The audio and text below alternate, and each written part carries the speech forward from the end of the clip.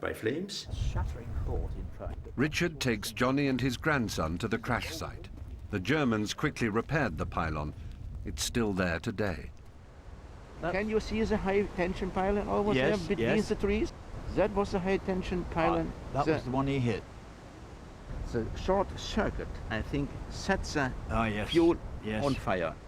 The crash site itself is only 20 meters behind this boulder, and we found many findings. The crash was so violent that fragments of the plane were spread over hundreds of yards and can still be found today. Oh, that's amazing. Oh, no, that's more like pieces of the aircraft, isn't it? Yes, that's... Oh, yes, blown that's apart aluminium bits. Yes. Blown apart in the fire. Yes. And that piece is actually molten. So that was melted Amazing. in the fire. And those burnt bits. On that night, Hubert Beckmann, then aged 14, was fast asleep in the farmhouse beside the pylon. His father was shouting, get up from the bed. Would you ask him, was he frightened? Hast du Angst gehabt? Have you Angst gehabt? Ja, im Moment ja. For a short moment when the big bang came. Yeah, next morning he had to go to school, and then he saw the crater. He saw the 4 engines and the 7 dead. They were lying on the crash site itself. They were black, looking black and burned. Yes. And so this would be one of the crew. Somebody got thrown out of that, didn't they? I'm having difficulty tying in this sort of loss with the actual raid that we did. All 7 crew died in the crash. One of those burnt bodies was Johnny's comrade, Flight Lieutenant Bill Astle. He was 23 years old and had already survived 2 crashes.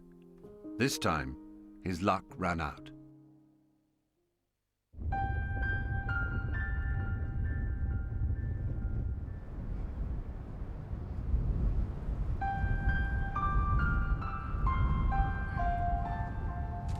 So this is the death trap. My God. Imagine hitting something like that. Get the weight of the Lancaster hitting against something like that. They were so low, they couldn't have got out anyway. They couldn't have bailed out.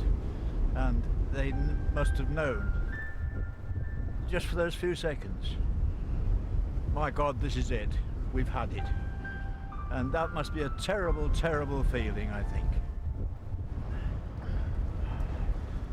Ah, you bitch. To know that within so many seconds, you're going to be dead. And there's nothing you can do about it. Nothing you can do about it at all. God, what a feeling that must be. That night, Johnny reflects on his visit to the crash site. This eyewitness saw these 7 bodies, 7 charred bodies, lined up at the edge of the field, waiting to be moved. Black, burnt to death. And it made me think of so many of my colleagues that had been shot down during that war, and what terrible deaths they must have had. That crew must have known that as soon as they hit that pylon, there was nothing they could do about it. They were gone. What a way to die.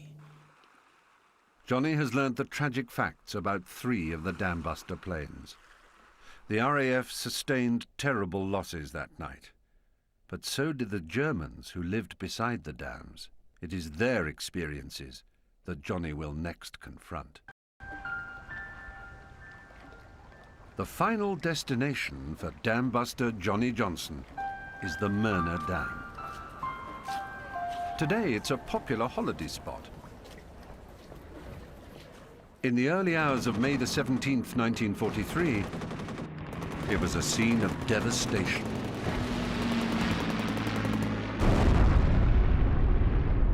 The first wave of Dambuster bombers, led by Guy Gibson, succeeded in breaching the dam. On his way back to base, Johnny flew back over the Myrna and saw the devastation, which would have been the same at the Zorpa Dam if his group's attack there had succeeded. From here onwards, you didn't see anything but water. Yeah. You could see through some of the water where houses had been. You're in it to fight. If you become emotionally involved, you don't fight. That's what it really boils down to.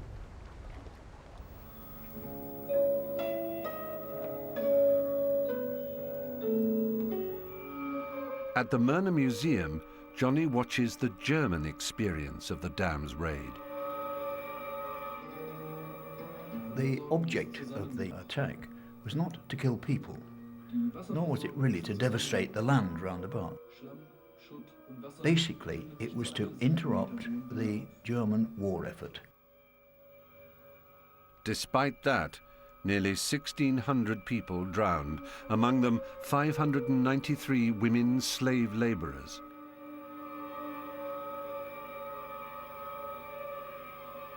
I couldn't think that water could do so much damage, would you?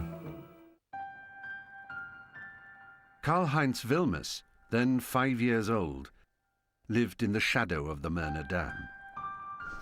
This is search, the peoples. Ah, yes.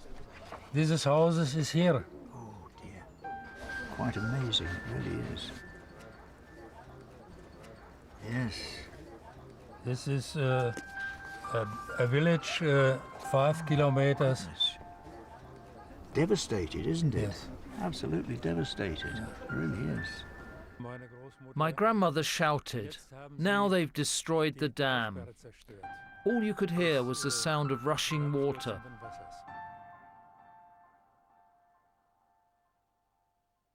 We always thought the dam was unbreakable. Then the explosion came, and they shouted, "Get out! Run, everyone!" My mother always said about that night, you can run away from fire, but not from water. People had lost everything. There were 20 people here in the village who died. But down there in the valley, thousands of people drowned. A few days later, I went to the funeral of all the people who died in our village.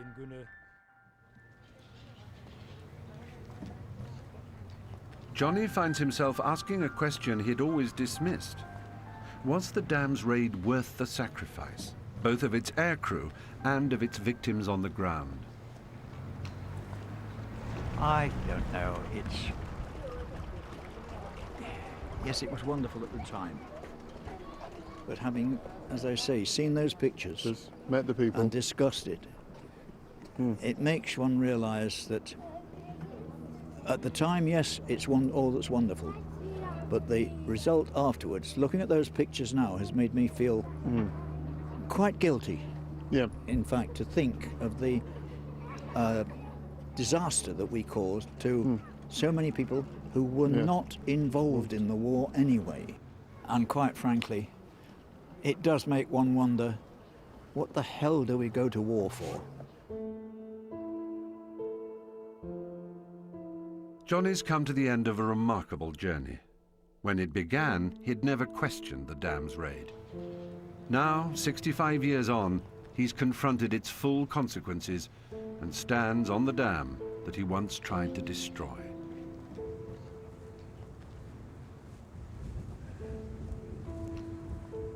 God. Oh dear. Now if that... What would have happened to all this land around here? He was going to cause so much damage. I'm glad it didn't work, because this would have not been here now, and God knows what would have happened to it. I'm glad it didn't happen. I have to be glad it didn't happen.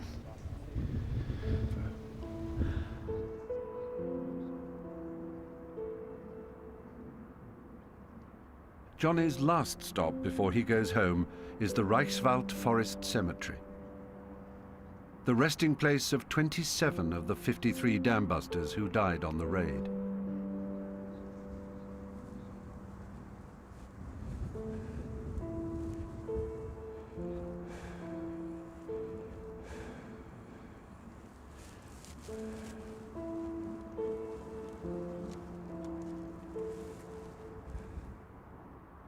More than 55,000 men of Bomber Command were killed in the Second World War. Like the Dambusters, every one a volunteer. Not as lucky as Johnnie Johnson, but just as brave. An airman of the 1939-45 war, Royal Air Force. Nobody knows who.